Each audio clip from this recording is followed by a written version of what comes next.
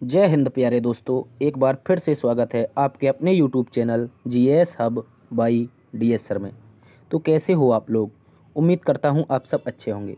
साथ ही आज की श्रृंखला में हम एक बार फिर से देखने वाले हैं सीआरपीएफ ट्रेडमैन एग्ज़ाम 2023 के 3 जुलाई के जो सभी शिफ्टों के महत्वपूर्ण 50 प्रश्न बन सकते थे, इन सभी का हम डिटेल से अध्ययन करने वाले हैं। आज है साथ ही 3 जुलाई और 3 जुलाई को आपका जो सीआरपीएफ ट्रेडमैन का एग्ज़ाम है वो हुआ था, इसलिए आज के जो प्रश्न बन सकते थे, जो महत्वपूर्ण प्रश्न हैं, उन सभी का हम डिटेल से अध्ययन करेंगे और जानेंगे कि आने वाले दिनों में किस प्रकार से क्वेश्चन आपके लिए उपयोगी साबित हो सकते हैं। तो साथ ही कुछ इस तरह से प्रश्न रहने वाले हैं, इन सभी का हम डिटेल से अध्ययन करेंगे। ठीक है, तो आप लोग जुड़े रहेंगे। आपसे निवेदन है कि आप लोग जुड़े रहेंगे आपके अपने YouTube channel GS hub by DS sir पर। तो चलते हैं आज के पहले प्रश्न की तरफ। आज का मोटिवेशन कोड जो आपको ऊर्जावान बनाएगा और मंजिल के प्रति जागरूक रखेगा। कह रहा है साथी, जिंदगी खेलती भी उसी के साथ है जो खिलाड़ी बेहतरीन होता है। जिंदगी खेलती भी उसी के साथ है जो खिलाड़ी बेहतरीन होता है। दर्द सबके एक से है मगर सब हौसले सबके अलग अलग हैं। कोई हताश होकर के बिखर जाता है और कोई संघर्ष करके निखर जाता है। तो साथी, आप उनमें से अपनी गिनती मत लाइए जो हताश होकर के बिखर जाती हैं। ठीक है, आपको संघर्ष करना है, आपको परीक्षा देनी है। आप बार बार प्रयत्न करेंगे तो एक ना एक दिन सफलता जरूर मिलेगी। जिस प्रकार चींटी ने बार बार प्रयास करके आगे पहाड़ पर उसने अपना रास्ता स्वयं चुना था और पहाड़ को फतेह किया था, उसी प्रकार ये परीक्षा है आपके लिए। आपको बार बार प्रयास करना ही पड़ेगा। ठीक है, तो वही कह रहा है कि ज़िंदगी खेलती भी उसी के साथ है जो खिलाड़ी बेहतरीन होते हैं। दर्द सबके एक से है मगर हौसला सबके अलग अलग है। कोई हताश होकर के बिखर जाता है, कोई संघर्ष करके निखर जाता है। इसी जोश और जुनून के साथ चलते हैं आज के पहले प्रश्न की तरफ। आज का पहला प्रश्न सीआरपीएफ ट्रेडमैन एग्ज़ाम 2023 का जो 3 जुलाई है, उसका पहला प्रश्न आज पूछा गया था कि अंडमान निकोबार द्वीप समूह की सबसे ऊंची चोटी कौन सी है। क्या पूछा गया था? अंडमान निकोबार द्वीप समूह की सबसे ऊंची चोटी कौन सी है। तो बात करेंगे अंडमान निकोबार द्वीप समूह की सबसे ऊंची चोटी के बारे में। जो आपका अंडमान निकोबार में सैडल पर्वत है। कौन सा? सैडल पर्वत। इसी सैडल पर्वत की चोटी है जिसका नाम है सैडल पीक। याद रखेंगे क्या नाम है सर? इसका नाम है सैडल पीक। यही सैडल पीक अंडमान निकोबार की जो द्वीप समूह है इसकी सबसे ऊंची चोटी है। इसको आप लोग अच्छे से याद रखेंगे। ठीक है, ये अंडमान निकोबार का सबसे ऊंचा पहाड़ है, इसको याद रखना है आपको। और यह उत्तरी अंडमान द्वीप में स्थित है, इसको भी याद रखना है। ठीक है, और ये इसी में जो अंडमान निकोबार द्वीप समूह है, इसी में जो सैडल पर्वत है, इसी में पर्वत चोटी हमने बताया आपको सैडल पीक है। और सैडल पीक नाम से ही यहाँ पर राष्ट्रीय उद्यान है। ठीक है, यह सैडल पीक राष्ट्रीय उद्यान से ही घिरा हुआ है, इसको भी आप लोग अच्छे से याद रखेंगे। इसके अतिरिक्त बात करेंगे अंडमान निकोबार में क्या है, तो आप याद रखेंगे महात्मा गांधी समुद्री राष्ट्रीय उद्यान। किसके बारे में याद रखना है? आपको याद रखना है महात्मा गांधी समुद्री राष्ट्रीय उद्यान के बारे में, जो कि आपका अंडमान निकोबार में पड़ता है। इंपॉर्टेंट है, याद रखेंगे। इसके अतिरिक्त अंडमान निकोबार में एक छोटा सा, सबसे छोटा जो भारत का नेशनल पार्क है वो भी पड़ता है, जिसका नाम है साथ ही साउथ बटन नेशनल पार्क। इसको भी आप लोगों को अच्छे से याद रखना है। क्वेश्चन सीधा पूछता है कि भारत का सबसे छोटा नेशनल पार्क कौन सा है, तो उसका राइट आंसर आपको लगाना है साउथ बटन नेशनल पार्क, जो कि अंडमान निकोबार में स्थित है। इसके अतिरिक्त अंडमान निकोबार से क्वेश्चन बनता है कि 10 डिग्री चैनल जो लघु अंडमान को ग्रेट निकोबार से अलग करता है, इसको भी याद रखना है। तो सारे के सारे अंडमान निकोबार से जितने भी क्वेश्चन बन सकते थे उनको हमने शामिल किया। ठीक है, चलते हैं आज के अगले प्रश्न की तरफ। तो इसका राइट आंसर हो जाएगा सैडल पीक अंडमान निकोबार की सबसे ऊंची चोटी है। अगला प्रश्न आपसे कह रहा है कि भारतीय रिजर्व बैंक की स्थापना कब हुई थी। साथ ही आपसे अगला प्रश्न पूछा गया था, सेकंड शिफ्ट का प्रश्न है, जिसमें पूछा था कि भारतीय रिजर्व बैंक की स्थापना कब हुई थी। तो बात करेंगे 1934 में एक कमेटी बनी थी जिसका नाम था 1934 में बनी हिल्टन यंग कमेटी। याद रखेंगे क्या नाम था इसका, इंपॉर्टेंट है। हिल्टन यंग कमेटी की सिफारिश के आधार पर भारतीय रिजर्व बैंक की स्थापना 1 अप्रैल 1935 को हुई थी। ठीक है, तो आपसे डेट भी पूछ सकता है, तो डेट याद रखना है आपको। 1 अप्रैल 1935 को 1934 की हिल्टन यंग कमेटी की सिफारिश पर इसकी स्थापना होती है। किसकी? तो याद रखना है आरबीआई की, जिसे हम वर्तमान में आरबीआई के नाम से जानते हैं। ठीक है, भारतीय रिजर्व बैंक के प्रथम गवर्नर की बात की जाए साथी, तो इसके प्रथम गवर्नर बने थे ओसबोर्न स्मिथ। क्या नाम था? ओसबोर्न स्मिथ इसके पहले गवर्नर बने थे। इसको भी आप लोगों को अच्छे से याद रखना है। इसके अतिरिक्त आपको जानकारी रखनी है कि 1949 में 1 जनवरी 1949 को आरबीआई का क्या हुआ, राष्ट्रीयकरण कर दिया गया। इंपॉर्टेंट है, याद रखेंगे। और इसे भारतीय रिजर्व बैंक घोषित कर दिया था। ठीक है, आरबीआई जो पहले थी वो भारत और पाकिस्तान की संयुक्त रूप से बैंक हुआ करती थी, लेकिन 1949 में जब धन का बंटवारा हो जाता है, 75 करोड़ लगभग किसके पास जाते हैं, आपके पाकिस्तान के पास जाते हैं, और लगभग 325 करोड़ भारत के आसपास आते हैं। ठीक है, तो इसी के तहत जो धन के हिसाब से भारतीय रिजर्व बैंक को क्या कर दिया, 1 जनवरी 1949 को इसका राष्ट्रीयकरण कर दिया। तो क्वेश्चन हमसे पूछा था कि भारतीय रिजर्व बैंक की स्थापना कब हुई, तो इसका राइट आंसर हो जाएगा 1 अप्रैल 1935। ठीक है, चलते हैं अगले प्रश्न की तरफ। अगला प्रश्न आपसे कह रहा है होयसाल साम्राज्य किस राज्य में शासन किया था।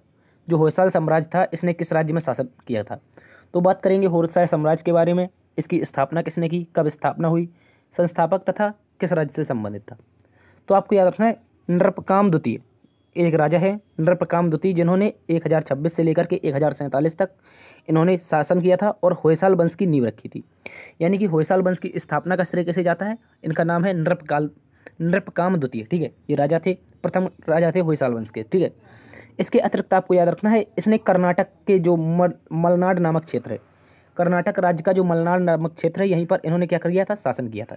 इंपॉर्टेंट बन जाता है क्योंकि जो होयसाल वंश था इसका अधिकतर जो प्रभुत्व था वो कर्नाटक राज्य पर ही था। हालांकि इसके अतिरिक्त आंध्र प्रदेश और तमिलनाडु में भी इसका कुछ हिस्सा देखने को मिलता है, इसको याद रखना है आपको। और इसका जो शासन था वो जो आपकी 10वीं शताब्दी थी, 10वीं शताब्दी से लेकर के आपकी 14वीं शताब्दी तक चला था, इसको भी आप लोगों को अच्छे से याद रखना है। ठीक है, होयसाल साम्राज्य की हमने बात की कि इसके अतिरिक्त ये कर्नाटक का एक बड़े हिस्से पर कब्जा था और आंध्र प्रदेश तमिलनाडु के कुछ हिस्सों पर इसकी स्थापना की गई थी। ठीक है, इसको याद रखना है। होयसाल साम्राज्य की अगर राजधानी की बात करेंगे साथी, तो इसकी राजधानी आपकी हेल्बिडू हो जाती है और तथा दूसरी राजधानी बेलूर हो जाती है। ठीक है, बेलूर मठ आपने बहुत ज़्यादा पढ़ा होगा इसके बारे में, बेलूर मठ के बारे में, ये कर्नाटक में पड़ता है। उसी प्रकार हेल्बिडू तथा बेलूर इसकी दो राजधानियाँ थी अलग अलग होयसाल वंश की, इसको याद रखना है आपको। और इसका राइट आंसर हो जाएगा आपका कर्नाटक राज्य। ठीक है, इसको याद रखना है आपको, कर्नाटक राज्य इसका राइट आंसर हो जाएगा। चलते हैं अगले प्रश्न की तरफ। अगला प्रश्न आपसे पूछा था साथी डुल्लू कुनिथा नृत्य शैली किस राज्य से संबंधित है। तो कर्नाटक से अलग अलग शिफ्टों में अलग अलग प्रश्न पूछे जा रहे हैं। तो बात करेंगे डुल्लू कुनिथा के बारे में। डुल्लू कुनिथा जो आपकी नृत्य शैली है साथी, ये भी आपकी कर्नाटक राज्य से ही संबंधित है। कौन से राज्य से, आपको याद रखना कर्नाटक राज्य से संबंधित है। ठीक है, इसको आप लोगों को अच्छे से याद। अगर बात करें साथी डुल्लू कुनिथा की, तो इसका नाम कैसे पड़ा, तो आपको याद रखना है कि जो ड्रम होते हैं, बजाने वाले जो ड्रम होते हैं, इनको कर्नाटक में डोल्लू नाम से जाना जाता है। किस नाम से, डोल्लू नाम से। इसी के साथ इसका नाम डुल्लू पड़ गया। ठीक है, जैसे ड्रम बजाते हुए आप लोग नृत्य करते हैं, पंजाबी में आपने सुना होगा भांगड़ा के बारे में, उसी प्रकार डुल्लू कुनिथा लोक नृत्य जो शैली है ये ड्रम बजाते हुए कर्नाटक में की जाती है, इसको याद रखना है। और यह जो नृत्य है एक समूह में किया जाता है। कैसे किया जाता है, एक समूह में, यानी कि बहुत सारे लोग मिलकर इस नृत्य को करते हैं, जिसमें आपके 12 से 16 लोग शामिल होते हैं, इसको भी याद रखना है। इसके अलावा इसके माध्यम से एक देवता है कर्नाटक में जो अति महत्वपूर्ण है, इनका नाम है बीरेश्वर देवता। कौन से, याद रखेंगे बीरेश्वर देवता के बारे में। बीरेश्वर जो देवता है इनकी पूजा की जाती है इस ड्रम को बजाते हुए। ठीक है, इनको प्रसन्न करने का प्रयास किया जाता है। ठीक है, इसको याद रखना है। इसके अलावा जो प्रत्येक सदस्य होता है, जो डांस करने वाला प्रत्येक सदस्य होता है, वो क्या करता है, ड्रम पहनता है और ड्रम की ताल पर बजाते हुए नृत्य भी करता है। ठीक है, इसके अतिरिक्त आपने कर्नाटक में एक लोक नृत्य सुना होगा जिसका नाम है यक्षगान। यक्षगान कर्नाटक का एक महत्वपूर्ण लोक नृत्य है। ये कई बार एग्जाम में एसएससी का एक फेवरेट क्वेश्चन बन चुका है। जो टीसीएस एग्जाम कराता है यक्षगान के बारे में जरूर पूछता है। तो यक्षगान हो सकता है अगली बार पूछ ले तो ये भी कर्नाटक से हो जाएगा। ठीक है, आज पूछा है डुल्लू कुनिथा, ये भी कर्नाटक का ही है। चलते हैं अगले प्रश्न की तरफ। ठीक है, इसको भी आप लोग अच्छे से याद रखेंगे। अगला प्रश्न आपसे कह रहा है लाल कुर्ती दल का नेतृत्व, लाल कुर्ती दल का नेतृत्व किसके द्वारा किया गया था। तो बात करेंगे लाल कुर्ती दल के नेतृत्व के बारे में। सबसे पहले इसकी उद्भव कैसे हुआ, मतलब इसकी नींव कैसे पड़ी।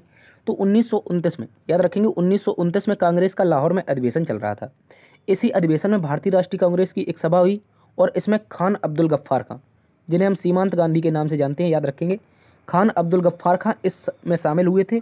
और इन्होंने इसके बाद कांग्रेस जिस प्रकार से स्वतंत्रता के लिए लड़ रही थी उसी प्रकार इन्होंने कांग्रेस से प्रभावित होकर के जो सीमा थी भारत की उस समय अफगानिस्तान वाली सीमा पर इन्होंने खुदाई खिदमतगार नामक संगठन की स्थापना कर दी थी। ठीक है, जब 1929 में इन्होंने लाहौर अधिवेशन में भाग लिया और उसके बाद जाकर के उन्होंने क्या किया, खुदाई खिदमतगार संगठन की स्थापना की। ठीक है, और इसी खुदाई खिदमतगार संगठन ने क्या कराया, आपका लाल कुर्ती दल आंदोलन चलाया। ठीक है, याद रखेंगे लाल कुर्ती दल आंदोलन चलाने का मुख्य श्रेय कैसे जाता है, खुदाई खिदमतगार संगठन को। ठीक है, याद रखेंगे लाल कुर्ती या लाल शर्ट पहनने के कारण इस आंदोलन का नाम लाल कुर्ती दल पड़ा।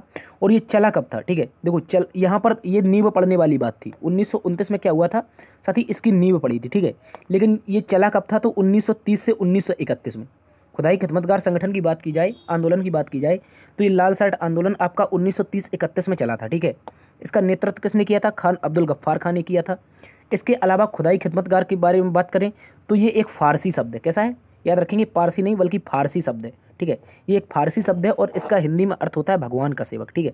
जिस प्रकार हम अपने देश की भारत माता की पूजा करते हैं, उसी प्रकार खुदाई खिदमतगार संगठन ने उस समय भगवान की सेवा यानी कि अपनी मातृभूमि की सेवा के लिए क्या किया था, आंदोलन किया था। कब किया था, तो 1930-31 में किया था।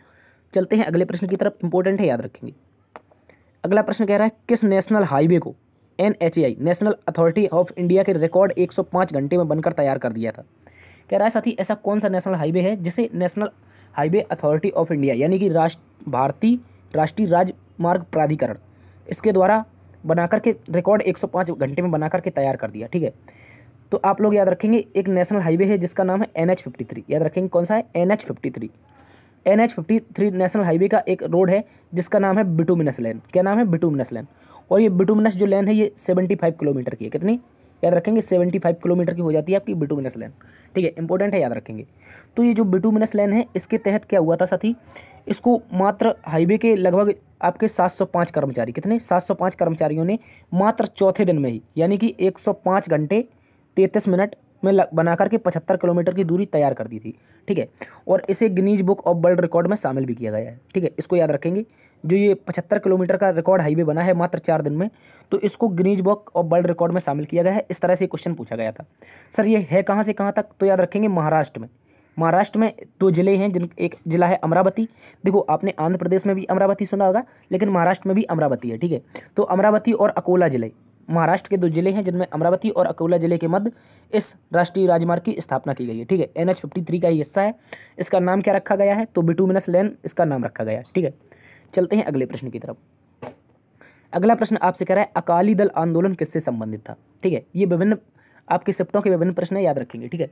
तो अकाली दल आंदोलन की बात की जाए साथी, तो अकाली दल आंदोलन की शुरुआत जो भारतीय गुरुद्वारे हैं, क्या है, भारतीय गुरुद्वारे, इन भारतीय गुरुद्वारों में क्या करना था, सुधार लाने के उद्देश्य से इसकी शुरुआत की गई थी, ठीक है। इंपॉर्टेंट है, याद रखेंगे।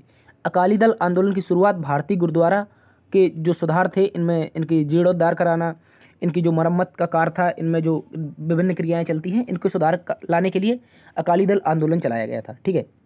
और इसे साथ ही गुरुद्वारा सुधार आंदोलन के नाम से भी जाना जाता। तो हो सकता है अगली बार शिफ्ट में पूछ ले कि गुरुद्वारा सुधार आंदोलन के नाम से किसे जाना जाता है, तो आप याद रखेंगे अकाली दल आंदोलन को। कौन से आंदोलन को, अकाली दल आंदोलन को गुरुद्वारा सुधार आंदोलन के नाम से जाना जाता है, ठीक है। सर ये चला कब था, तो आप याद रखेंगे ये चला था 1920 से 1925 तक। कब से कब चला था साथी, 1920 से 1925 तक चला था। और इसकी शुरुआत की थी सिंह सभा समिति ने। किसने, एक सिंह सभा समिति थी जो आपकी पंजाब में सक्रिय थी। कहाँ पर, याद रखेंगे ये पंजाब में सक्रिय थी, जिसका नाम था सिंह सभा समिति। और इसी सिंह सभा समिति की राजनीतिक शाखा अकाली दल की स्थापना की गई थी, ठीक है। 1920 से 1925 तक चला था। लेकिन एक बात और याद रखी है, आपको याद रखनी है कि नेशनल गुरुद्वारा जो एक्ट है, कौन सा, नेशनल गुरुद्वारा जो एक्ट है, ये कब आया था, तो याद रखना 1922 में, ठीक है। कब आया था, 1922 में नेशनल गुरुद्वारा एक्ट आया था। इंपॉर्टेंट है, याद रखेंगे। तो साथी आपसे पूछ सकता है कि नेशनल गुरुद्वारा एक्ट कब आया था, तो याद रखना है 1922, ठीक है। ये भी इंपॉर्टेंट है बहुत ज़्यादा, ठीक है। तो अकाली दल की बात की जाए 1920 से 25 तक चला था। चलते हैं अगले प्रश्न की तरफ।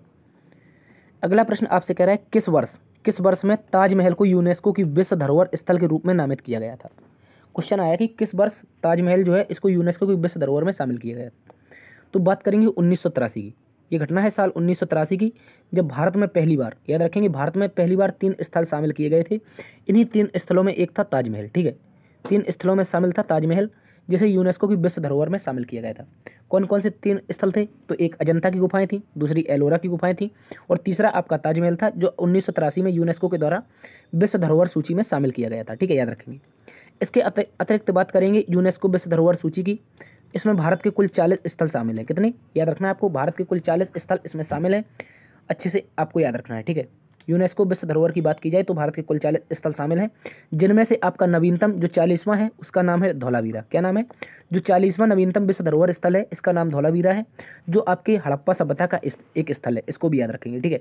इसके अलावा बात करेंगे ताजमहल की, तो इसे प्रेम का प्रतीक माना जाता है।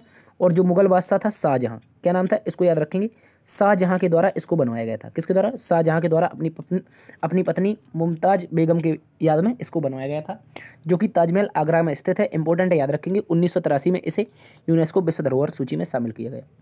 चलते हैं अगले प्रश्न की तरफ। अगला प्रश्न साथी आपसे कह रहा है चंदेरी का युद्ध किस वर्ष लड़ा गया था। बात करेंगे चंदेरी के युद्ध के बारे में, तो इंपॉर्टेंट है। देखो बाबर के जो 4 युद्ध हमने क्रम से कल आपको करवाए थे, वो चारों के चारों युद्ध पूछे जा रहे हैं, ठीक है। उनको आप लोगों को याद रखना है, अगली बार इनमें से कोई ना कोई युद्ध आ सकता है, ठीक है। तो अब की बार पूछा है कि चंदेरी का युद्ध किस वर्ष लड़ा गया था, तो बात करेंगे चंदेरी के युद्ध के बारे में। तो इसका आपका राइट आंसर हो जाएगा 29 जनवरी 1528। कब याद रखेंगे? 29 जनवरी 1528 को मुगल और राजपूत सेनाओं के मध्य एक युद्ध लड़ा गया था। देखो, इस युद्ध का कोई कारण खास नहीं था, लेकिन इसने क्या किया, जो ये चंदेरी का युद्ध हुआ था, किसके मध्य हुआ था? मेदिनी राय के मध्य, ठीक है। बाबर और मेदिनी राय के मध्य हुआ था। इससे युद्ध ना होता बाबर का, लेकिन जो राणा सांगा वाला युद्ध हुआ था, खानवा का युद्ध 1527 में। कब हुआ था? खानवा का युद्ध 1527 में हुआ था। उस युद्ध के दौरान ये जो मेदिनी राय था, कौन था? मेदिनी राय था। साथ ही इस मेदिनी राय ने राणा सांगा का साथ दिया था। किसका? जो राजपूत शासक थे राणा सांगा, इसी राणा सांगा का साथ दिया था मेदिनी राय ने। इसी कारण मेदिनी राय को हराने के लिए बाबर ने 1528 में जो शेष राजपूत सेना बची थी उसके ऊपर आक्रमण कर दिया था, ठीक है, याद रखेंगे। और बात करेंगे मेदिनी राय के बारे में, तो ये एक मालवा का शासक था। कहाँ का? जो मालवा प्रदेश पड़ता है आपका मध्य प्रदेश और राजस्थान के क्षेत्र में, इसका शासक था आपका मेदिनी राय, ठीक है, इसको याद रखेंगे। और इस युद्ध के पश्चात आपके क्या हुआ था? राजपूतों की शक्ति लगभग बुरी तरह से परास्त हो चुकी थी, ठीक है, इसको भी याद रखना है। और राजपूती सेना का नेतृत्व हमने बताया आपको किसने किया था? मेदिनी राय ने। तो चंदेरी का युद्ध 29 जनवरी 1528 को मुगल शासक आपके बाबर तथा राजपूत शासक मेदिनी राय के मध्य हुआ था, ठीक है। चलते हैं अगले प्रश्न की तरफ। अगला प्रश्न आपसे कह रहा है कि किस पर्वतमाला को हिमाद्री के नाम से जाना जाता है? बात करेंगे हिमाद्री के बारे में। ऐसी कौन सी पर्वतमाला है जिसे हिमाद्री के नाम से जानते हैं? इंपॉर्टेंट है, याद रखेंगे। हिमाद्री की बात करें या फिर महान हिमालय, जिसे हम ग्रेट हिमालय के नाम से जानते हैं, इंपॉर्टेंट है, याद रखेंगे। इसी का नाम है, हिमाद्री का ही नाम है महान हिमालय। और ये हिमालय की सर्वोच्च पर्वत श्रेणी है। जो ये आपकी कौन है? महान हिमालय है या फिर हिमाद्री है। ये हिमालय पर्वत, जो हिमालय पर्वत श्रृंखला है, इसकी सर्वोच्च श्रेणी है। इसमें क्या है? इसमें आपका जो आपका माउंट एवरेस्ट पड़ता है, वो इसी हिमालय का हिस्सा है, ठीक है, याद रखेंगे। जो माउंट एवरेस्ट है वो हिमाद्री का ही हिस्सा है। और ये आपका पार हिमालय, जैसे हम ट्रांस हिमालय कहते हैं, जबकि मध्य हिमालय, इन दोनों के मध्य स्थित है। सबसे ऊपर ट्रांस हिमालय, उसके बाद आपका आ जाएगा हिमाद्री, उसके बाद आ जाता है मध्य हिमालय, ठीक है। फिर आता है शिवालिक। हिमालय को 4 भागों में बांटा गया है। और मध्य हिमालय को याद रखना है आपको, इसी को क्या कहते हैं? इसी को प्यारे साथी हम कहते हैं हिमाद्री, ठीक है, इंपॉर्टेंट है, याद रखेंगे। और इसी मध्य हिमालय में आपका माउंट एवरेस्ट स्थित है, ठीक है। विश्व का सबसे ऊंचा पर्वत शिखर माउंट एवरेस्ट इसी पर्वतमाला का सदस्य है, ठीक है, इसको याद रखेंगे। और नेपाल में स्थित है माउंट एवरेस्ट, ये भी याद रखेंगे, भारत में नहीं है, ये नेपाल में है। इसे नेपाल में सागर माथा के नाम से जानते हैं। हो सकता है पूछ ले कि नेपाल में किस नाम से जानते हैं, तो सागर माथा के नाम से। बहुत इंपॉर्टेंट है, अच्छे से याद रखेंगे। चलते हैं अगले प्रश्न की तरफ। अगला प्रश्न आपसे कह रहा है कि अल्बर्ट आइंस्टीन कौन से नेता से प्रभावित थे? बात करेंगे अल्बर्ट आइंस्टीन के बारे में। तो साथ ही याद रखना है, अल्बर्ट आइंस्टीन जो थे ये जर्मनी के एक महान वैज्ञानिक थे। जर्मनी के एक महान वैज्ञानिक थे, इनको याद रखना है। और ये भारतीय जो राष्ट्रपिता हैं महात्मा गांधी, ये महात्मा गांधी से बहुत ज़्यादा प्रेरित थे। क्यों प्रभावित थे? तो याद रखना है, महात्मा गांधी का एक हथियार था अहिंसा और प्रेम। क्या था? अहिंसा और प्रेम। महात्मा गांधी का जो अहिंसा और प्रेम का मार्ग था, इस मार्ग को न सिर्फ देश की बड़ी राजनीतिक हस्तियों को प्रभावित किया, बल्कि आइंस्टीन, नेल्सन मंडेला और मार्टिन लूथर किंग जूनियर, ठीक है, याद रखेंगे। मार्टिन लूथर किंग जूनियर, ऐसी बड़ी बड़ी हस्तियों को महात्मा गांधी का जो अहिंसा और प्रेम का भाव था, मार्ग था, इसी ने इन लोगों को प्रभावित कर दिया था, ठीक है, याद रखेंगे। तो इसी श्रेणी में अल्बर्ट आइंस्टीन भी शामिल थे। अल्बर्ट आइंस्टीन जो कि जर्मनी के एक महान वैज्ञानिक थे, याद रखेंगे। और इन्होंने एक सूत्र दिया था जिसका नाम था E = MC²। क्या है? इन्होंने E = MC² सूत्र दिया था, इसको याद रखेंगे। इसको आप अच्छे से याद रख लेंगे, ठीक है। अल्बर्ट आइंस्टीन जर्मनी के वैज्ञानिक थे, महात्मा गांधी जी से प्रभावित थे, ठीक है। चलते हैं अगले प्रश्न की तरफ। अगला प्रश्न आपसे कह रहा है, प्रसिद्ध सांची का स्तूप निम्न में से किस धर्म से संबंधित है? ठीक है, क्वेश्चन पूछा है कि निम्नलिखित में से जो सांची का स्तूप है ये किस धर्म से संबंधित है। तो बात करेंगे सांची के स्तूप के बारे में। साथ ही ये आपका जो सांची है ये कई स्तूपों का स्थल है। जो सांची मध्य प्रदेश में पड़ता है, रायसेन में, ठीक है, इसको याद रखेंगे। तो ये आपका सांची जो है ये कई स्तूपों का स्थल है, ठीक है। और ये एक पहाड़ की चोटी पर स्थित है, इसको भी याद रखेंगे। और इसका धर्म पूछा है हमसे, क्वेश्चन पूछा किस धर्म से संबंधित है, तो इसका धर्म हो जाएगा बौद्ध धर्म। क्या हो जाएगा साथी? बौद्ध धर्म हो जाएगा। ये बौद्ध धर्म से संबंधित है, ठीक है।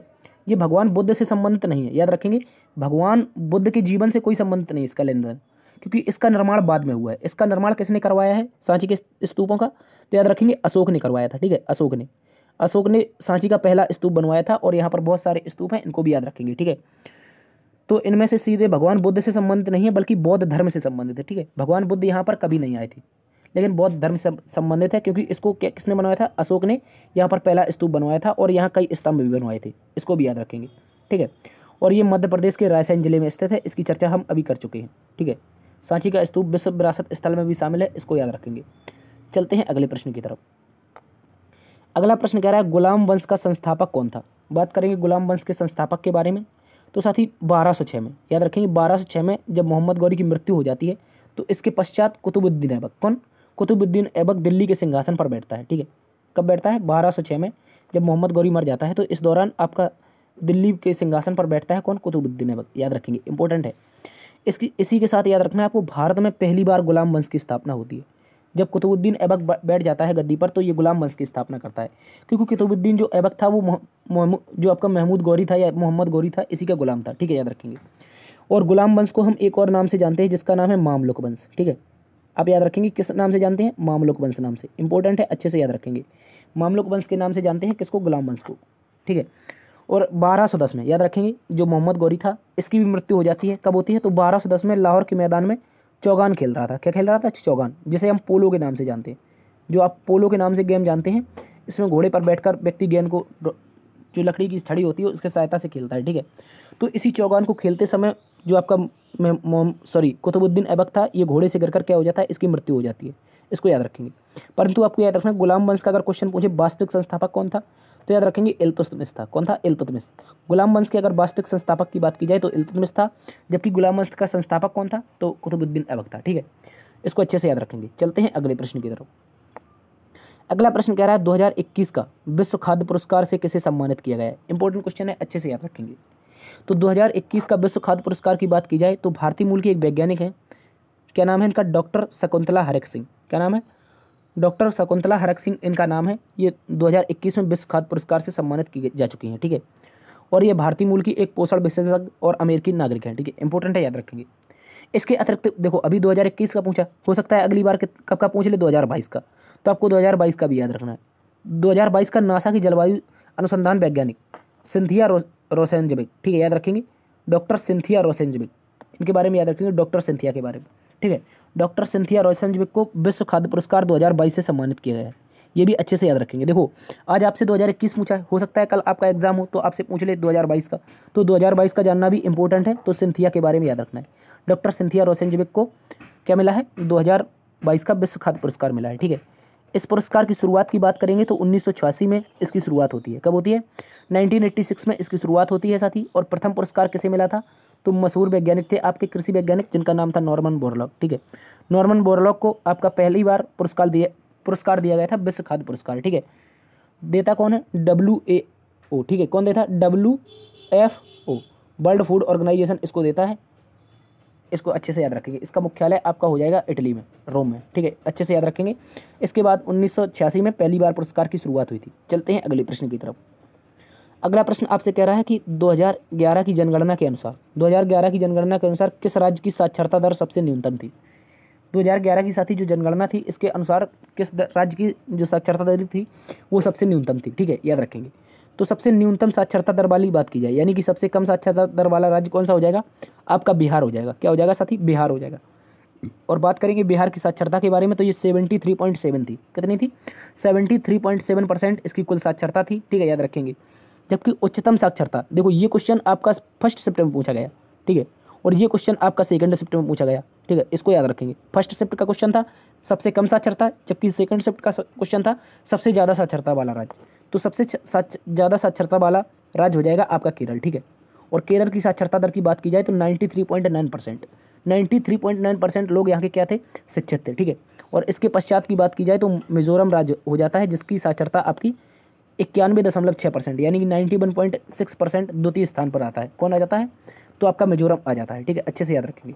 जबकि बात करेंगे, देखो अब 2 क्वेश्चन पूछ चुका है और 3rd शिफ्ट में आपसे पूछा था सर्वाधिक साक्षरता वाला केंद्र शासित प्रदेश कौन सा है। क्या पूछा था, सर्वाधिक साक्षरता वाला केंद्र शासित प्रदेश कौन सा है, तो इसको भी याद रखना है। इसका राइट आंसर हो जाएगा लक्षद्वीप। क्या हो जाएगा, लक्षद्वीप की जो साक्षरता है वो सर्वाधिक साक्षरता वाला केंद्र शासित प्रदेश है, ठीक है। चलते हैं अगले प्रश्न की तरफ। अगला प्रश्न आपसे कह रहा है कि भारतीय संविधान के भाग 3 को क्या कहा जाता है।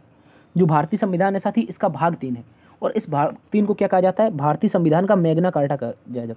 क्या कहा जाता है, भारतीय संविधान का मैग्ना कार्टा कहा जाता है। बहुत इंपॉर्टेंट है, अच्छे से याद रखेंगे, ठीक है। सर मैग्ना कार्टा से क्या तात्पर्य है, तो याद रखेंगे 1215 में, 1215 ईस्वी में 1215 एडी में एक क्या हुआ था, इंग्लैंड के एक राजा थे इंग्लैंड के। उन्होंने अपनी जनता को कुछ अधिकार दिए थे, जीने के लिए कुछ अधिकार दिए थे। तो उस दौरान उन्होंने एक पत्र निकाला था और उसी पत्र को मैग्ना कार्टा कहा जाता है। इसी प्रकार भारतीय संविधान में जो भारतीय जनता को कुछ अधिकार प्राप्त हैं वो संविधान के भाग 3 में प्राप्त है, भाग 3 में। तो इसी प्रकार इस जो भारतीय संविधान का भाग 3 है इसे क्या कहते हैं, भारतीय संविधान का मैग्ना कार्टा कहते हैं। ठीक है, अच्छे से याद रखेंगे। और भारतीय संविधान की भाग 3 की बात की जाए तो इसमें अनुच्छेद 12 से लेकर के अनुच्छेद 35 तक कुल अनुच्छेद आते हैं। ठीक है, अनुच्छेद 12 से लेकर अनुच्छेद 35 तक यहाँ पर अनुच्छेद मिलते हैं, आपको याद रखना है। और यह प्रावधान जो ये प्रावधान है भाग 3 का, यानी कि भारतीय संविधान में मौलिक अधिकारों का। ठीक है, क्या करेंगे, इसको नाम दिया जाता है मौलिक अधिकार। क्या नाम दिया जाता है, भाग 3 का नाम है मौलिक अधिकार। इसमें अनुच्छेद 12 से 35 तक स्थान मिलता है। ठीक है, और यह प्रावधान जो है भारतीय संविधान में अमेरिकी संविधान से लिया गया है। कौन से संविधान से, क्वेश्चन पूछ लेगा कि भारतीय संविधान में मौलिक अधिकार किस देश के संविधान से लिए हैं, तो आपको याद रखना है अमेरिकी संविधान से लिए है। ठीक है, चलते हैं अगले प्रश्न की तरफ। इसका राइट आंसर हो जाएगा भारतीय संविधान का मैग्ना कार्टा भाग 3 को कहा जाता है। अगला प्रश्न आपसे कह रहा है, अलाउद्दीन खिलजी ने मंगोलों से रक्षा के लिए कौन सा शहर बसाया था। इस तरह से क्वेश्चन आया कि अलाउद्दीन जो खिलजी था, इसने जो मंगोलों की ने जब भारत पर आक्रमण कर दिया 13वीं शताब्दी में, तो इस दौरान इसने क्या किया, एक शहर की निर्माण किया। ठीक है, एक नया शहर का जब निर्माण किया तो इस शहर का नाम क्या था, इस तरह से क्वेश्चन आया है। तो आप याद रखेंगे सबसे पहले अलाउद्दीन खिलजी के बारे में। इसका जन्म 1296 से 1316 तक। ठीक है, इंपॉर्टेंट है, याद रखेंगे 1296 से 1316 तक ये आपका क्या होगा, दिल्ली सल्तनत का शासक रहा था। और इसका बचपन का जो नाम था अली गुरसब था। ठीक है, क्या नाम था, अली गुरसब। और ये खिलजी वंश के सम्राट थे, दूसरे सम्राट। ठीक है, और दिल्ली सल्तनत का 13वां सुल्तान था। ये भी आपको याद रखना, हो सकता है आप बड़ी परीक्षा की तैयारी कर रहे हो। ठीक है, जलालुद्दीन खिलजी का उत्तराधिकारी था। देखो, जलालुद्दीन खिलजी इसका चाचा था। ठीक है, और इसके बाद जब ये उत्तराधिकारी बना तो इसने जलालुद्दीन खिलजी को मौत के घाट उतार दिया और ये क्या बन गया, राजा बन गया, सम्राट बन गया, यानी कि सुल्तान बन गया।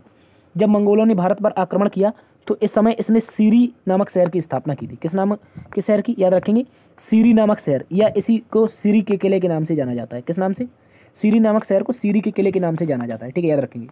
और इसको अलाउद्दीन खिलजी ने क्या किया था, दिल्ली में मंगोल आक्रमण से शहर की रक्षा के लिए निर्माण करवाया था। ठीक है, अच्छे से याद रखेंगे, बहुत इंपॉर्टेंट क्वेश्चन है। चलते हैं अगले प्रश्न की तरफ। अगला प्रश्न आपसे कह रहा है, नीना गुप्ता को दिसंबर 2021 में कौन सा पुरस्कार से सम्मानित किया गया है। तो नीना गुप्ता को दिसंबर 2021 में आपका रामानुजम पुरस्कार मिला है। कौन सा, रामानुजम पुरस्कार। सर, रामानुजम पुरस्कार क्या होता है, तो ये गणतज्ञों को दिया जाता है, जो विशेष गणतज्ञ होते हैं उनको दिया जाता है। तो इन्हीं गणतज्ञों में आपकी नीना गुप्ता है, जो कि कोलकाता में भारतीय सांख्यिकी संस्थान, ठीक है, याद रखेंगे, भारतीय सांख्यिकी संस्थान की एक मशहूर गणतज्ञ हैं, यह प्रोफेसर हैं। इनका नाम क्या है, नीना गुप्ता नाम है। इनको 2021 में क्या मिला है, रामानुजम पुरस्कार से सम्मानित किया गया है। ठीक है, याद रखेंगे।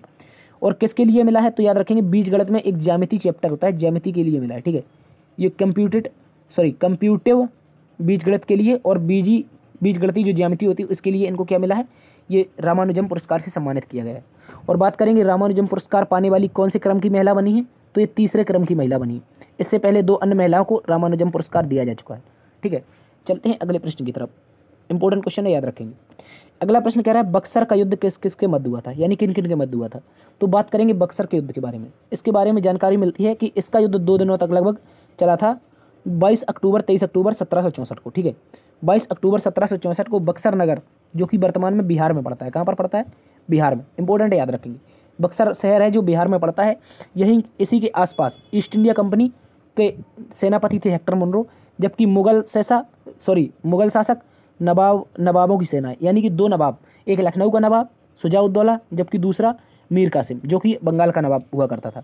इन दोनों ने, जो मुगल बादशाह थे, जो शाह आलम द्वितीय थे, इन तीनों ने मिलकर के ईस्ट इंडिया कंपनी पर क्या कर दिया, युद्ध कर दिया। तो इस युद्ध में ईस्ट इंडिया कंपनी का नेतृत्व किया था हेक्टर मुनरो ने, जबकि हेक्टर मुनरो आधुनिक हथियारों से लैस था और ये पुरानी लड़ाई लड़ रहे थे। ठीक है, तो हेक्टर मुनरो ने इन लोगों को क्या कर दिया, हरा दिया। ठीक है, हेक्टर मुनरो की इसमें जीत हो गई थी। और इसी के साथ बंगाल के मीर कासिम थे, देखो हमने आपको बताया, बंगाल के मीर कासिम, अवध के नवाब शुजाउद्दौला तथा मुगल बादशाह शाह आलम द्वितीय, इन तीनों ने अंग्रेजी सेना के खिलाफ युद्ध लड़ रही थी। इनमें से जीता कौन, हेक्टर मुनरो जीता। और इसमें याद रखेंगे 2 संधियाँ हुई थी। 2 संधियाँ आपको याद रखना है, ये जानी जाती हैं इलाहाबाद की संधि के नाम से। किस नाम से, इलाहाबाद की संधि के नाम से जानी जाती हैं। पहली संधि थी 12 अगस्त को, कब थी, 12 अगस्त 65 को। ठीक है, याद रखेंगे, 12 अगस्त 1765 को पहली संधि हुई थी, जबकि दूसरी संधि आपकी हुई थी 16 अगस्त, कब हुई थी, 16 अगस्त 1765।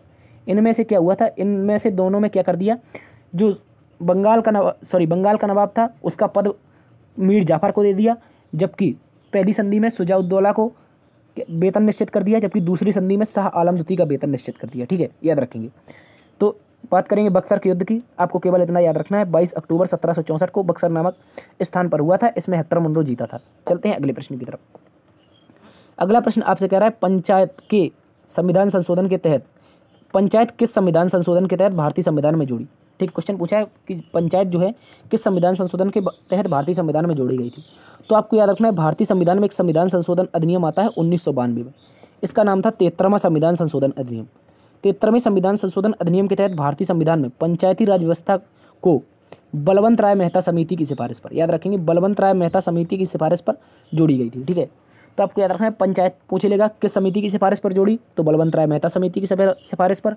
कब जोड़ी, तो 73वें संविधान संशोधन अधिनियम 1992 के तहत। सर इसको लागू कब किया गया, तो इसको लागू किया गया था 24 अप्रैल 1993, यानी कि 24 अप्रैल 1993 को इसको क्या मिल गया, संवैधानिक दर्जा मिल गया। और भारत में अनुसूची 11 जोड़ी गई थी, एक नई अनुसूची का निर्माण हुआ जिसे अनुसूची 11 नाम दिया। और इस अनुसूची 11 में कुल मिलाकर के जो आपकी पंचायत है, पंचायत से संबंधित कुल 29 विषय हैं। ठीक है, याद रखेंगे, पंचायत से संबंधित अनुसूची 11 में कुल 29 विषय हैं। और अनुच्छेद 243 में भी संशोधन हुआ था, इसको भी याद रखना है। ठीक है, अनुच्छेद 243 में भी संशोधन हुआ था, इसमें 29 के 29 विषय लिखे गए हैं, इसको भी आप लोगों को अच्छे से याद रखना है।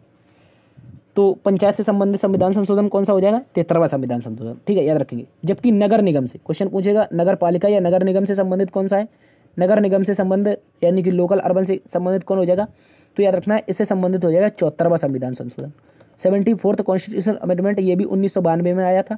और इसी के तहत क्या हुआ था, जो आपके शहर हैं वहाँ पर चुनाव करने की व्यवस्था लागू की गई थी। चलते हैं अगले प्रश्न की तरफ। इसका राइट आंसर हो जाएगा 1992। तो ये थी साथी आज की क्लास। उम्मीद करता हूँ आज की क्लास और एनालिसिस आपको पसंद आया होगा। यदि आपको पसंद आया है तो आपसे निवेदन है, एक बार से सेशन को लाइक कर दीजिए, दोस्तों में सेशन को शेयर करिए। यदि चैनल पर नए हैं और अभी तक आपने सब्सक्राइब नहीं किया तो आपसे निवेदन है कि इस तरह की निरंतर क्लासों को पाने के लिए आप अपने चैनल को सब्सक्राइब कर सकते हैं। देखते रहिए GSF बाय DS सर। बड़ों को सम्मान करना, छोटों को प्यार देना। मिलते हैं कल इसी वक्त, अपना ख्याल भी रखना। जय हिंद।